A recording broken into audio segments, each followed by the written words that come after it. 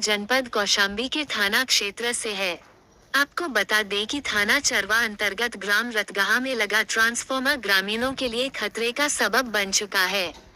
बिना किसी सेफ्टी और सुरक्षा घेराबंदी के ये ट्रांसफॉर्मर गांव के बीचों बीच रखा गया है, जिससे कभी भी बड़ा हादसा हो सकता है। ग्रामीणों का कहना है कि ट्रांसफॉर्मर की चिंगारी और खुले तारों के कारण लोगों में डर बना रहता है। बरसात के दिनों में कट फैलने की आशंका और भी बढ़ जाती है। बच्चों और बुजुर्गों के लिए ये स्थिति बेहद खतरनाक है।